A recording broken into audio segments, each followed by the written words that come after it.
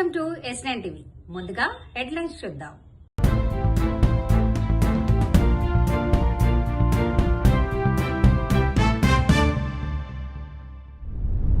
ఇది ఏ రాజకీయ పార్టీకి సంబంధించిన అంశం కాదు. బండ్ల గణేష్ చేపట్టిన సంకల్ప యాత్ర విజయవంతంగా 22వ రోజుకు అట్టహాసంగా పల్నాడు కొండవీడు ఉత్సవాల ముగింపు వేడుకలు. తెలంగాణ ఉద్యమకారుల ఆత్మగౌరవ సభకు పెద్ద ఎత్తున తరలి రావాలి. ప్రతిరోజు పవిత్రమైన తిరుమల లడ్డు వ్యవహారం ప్రజల్లో ఒక ఆలోచన మళ్లించడానికి ఇదేదో రాజకీయ పార్టీలు కక్ష సాధింపుగా లేదంటే వ్యక్తిగతంగా గౌరవ ముఖ్యమంత్రి గారు చంద్రబాబు నాయుడు గారి పైన మా పార్టీ అధినేత రాష్ట్ర ఉప ముఖ్యమంత్రి పవన్ కళ్యాణ్ గారి పైన అనేక మాధ్యమాల్లో వైఎస్ఆర్సీపీ నాయకులు వీళ్ళు చేస్తున్న ప్రచారం చూస్తుంటే చాలా ఆందోళన కలిగిస్తుంది. అసలు నైతికంగా వీళ్ళకి మాట్లాడే కనీస హక్కు కూడా లేదు. ఎందుకంటే ఒక చుక్క నెయ్యి కూడా ఈ 60 లక్షల లీటర్ల నెయ్యి అని వీళ్ళు చెప్పే నెయ్యిలో ఒక చుక్క నెయ్యి కూడా లేదని చాలా స్పష్టంగా నిర్ధారించిన తర్వాత కూడా వీళ్ళు కేవలం ఎదురుదాడి చేసి రాజకీయంగా దాన్ని వేరే యాంగిల్లో తీసుకెళ్తే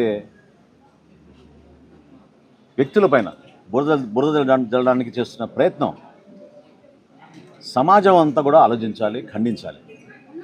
ఇది ఏదో పార్టీల పరంగా లేకపోతే ప్రభుత్వంలో దీని కక్ష సాధింపు కోసం తీసుకున్న చర్య అనే భావన ప్రజల్లో కలిగించడానికి కోసం వీళ్ళు చేస్తున్న ప్రయత్నాన్ని కూడా మీరు అందరూ గమనించాలి.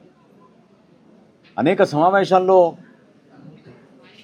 పవన్ కళ్యాణ్ గారి ఆలోచనలు ఏ విధంగా హిందూ ధర్మాన్ని మనం కాపాడాలి, హిందూ ధర్మాన్ని కాపాడాలంటే ఇతర మతాలని కించపరచడమనో లేకపోతే వాళ్ళ ఆలోచనలకి గాయాలుపరచాలనో కాదు. కనీసం భక్తుడనే ఆలోచనతోటి ప్రతి వ్యక్తి ఇది మన బాధ్యత, ఇంత పొరపాటు జరిగింది, దీన్ని ఏ విధంగా ఒక ప్రక్షాళన జరిగి రాబోయే రోజుల్లో ఇటువంటి పొరపాట్లు ఇంకొకసారి జరగకుండా ఒక్క తిరుమలలో జరిగిన ఈ అంశం పైన ఈరోజు లోతుగా ఎందుకు అందరు చర్చించాల్సిన అవకాశం ఆలోచన రావాలనే దానిపై నేను ప్రయత్నం.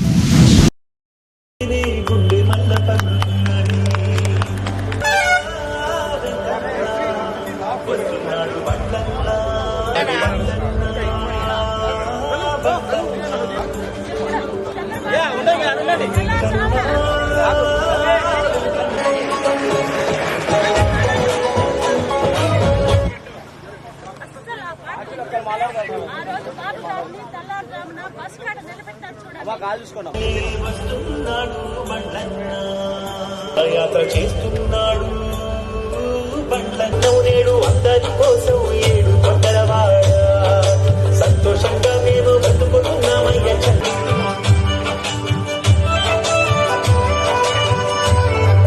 ప్రజా సంక్షేమం కోరే పాలన రట్టించినందుకు చంద్రన్న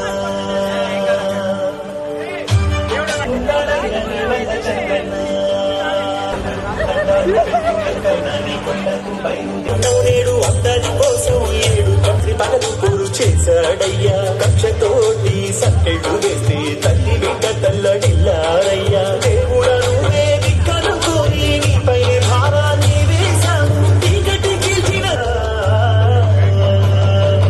పాలు పోసారు అన్నిలో నాడు అపరముడా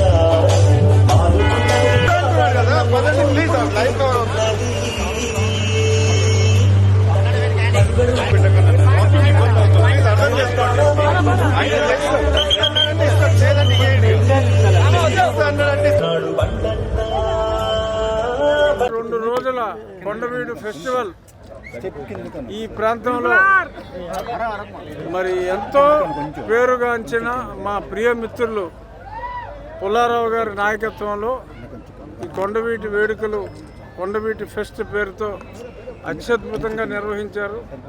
కలెక్టర్ గారు కృతికా శుక్లా గారు వారి అందరి నేతృత్వంలో అద్భుతంగా వైభవంగా ఈ వేడుకలు జరిగాయి. ఈరోజు ఊహించిన దానికన్నా 4 రెట్లు జనం వచ్చారని చెప్పి పుల్లారావు గారు చెప్పారు. కార్యక్రమాలు కూడా ఆ కంతారా షో కానీ గీతా మాధురి గారి పాటల మాధుర్యం కానీ అందరూ విశేషంగా ఎంజాయ్ చేశారు. పుల్లారావు గారికి ఈ ప్రాంతంలో ఉన్న ఆదరణ ఈ కార్యక్రమం ద్వారా ప్రజలు చూపిన ఆదరాభిమానాల ద్వారా చాలా స్పష్టంగా నా మిత్రుడు పుల్లారావు గారు ప్రజల్లో ఈ రేంజ్లో మరి ఆదరాభిమానాలు చూరగొనటం నిజంగా ఎక్కువ మంది నాయకులకి సాధ్యం కాదు.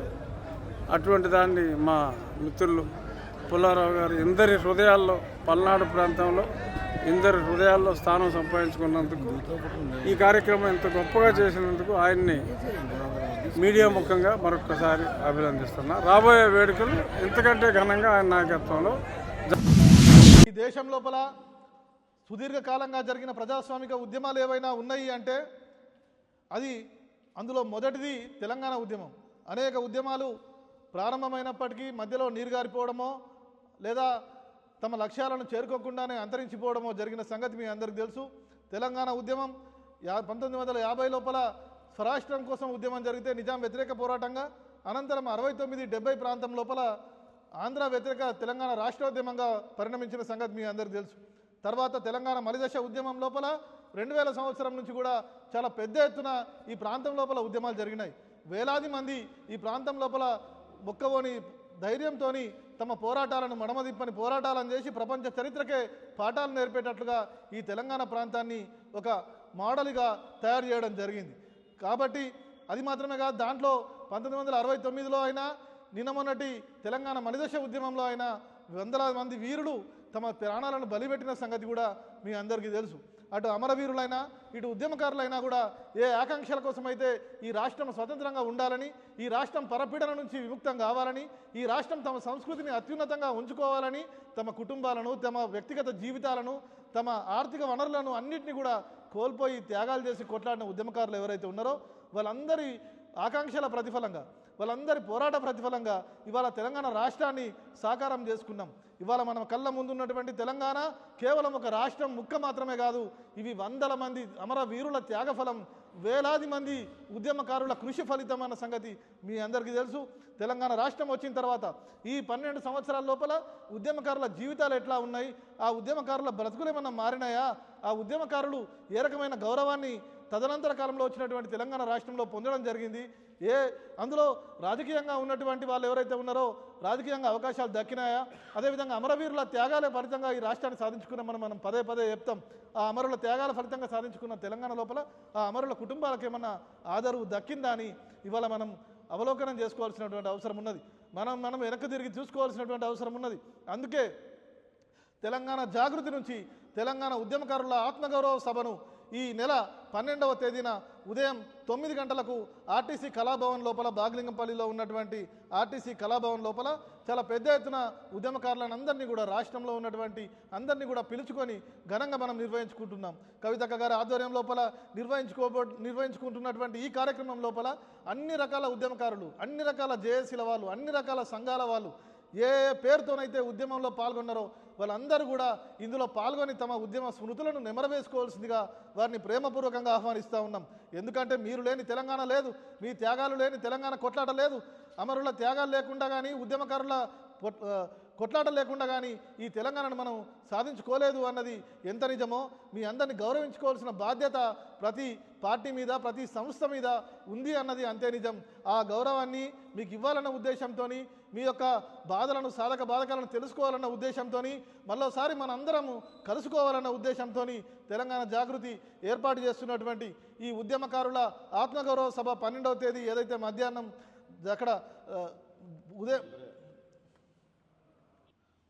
ఇవన్నీ జరుపుకోవడానికి ఇవాళ తెలంగాణ జాగృతి ఆధ్వర్యం లోపల ఉదయం 9 గంటలకు ఈ ఫిబ్రవరి 12వ తేదీన ఆర్టీసీ కళ్యాణ మండపం, ఆర్టీసీ కళాభవన్ లోపల, బాగిలింగంపల్లి లోపల జరగబోతున్నటువంటి ఈ కార్యక్రమానికి అందరూ కూడా, అన్ని జేఏసీల వాళ్ళు, అన్ని కుల సంఘాల వాళ్ళు, ఉద్యమంలో క్రియాశీలకంగా ఉన్న ప్రతి ఒక్కరు కూడా మీ గ్రామాలలో కథానాయకులుగా ఉండి తెలంగాణ ఉద్యమాన్ని ఉర్రూతలొగించిన వాళ్ళందరూ కూడా రావాల్సిందిగా కోరుతా ఉన్నాం. మీరు మీ జీవిత స్థితిగతులు ఎట్లా ఉన్నాయి, మీ ఉద్యమ స్మృతులను మరోసారి నెమలేసుకుందామని కోరుతా ఉన్నాం.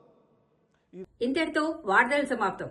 మరిన్ని అప్డేట్స్ కోసం చూస్తూనే ఉండండి S9 టీవీ న్యూస్.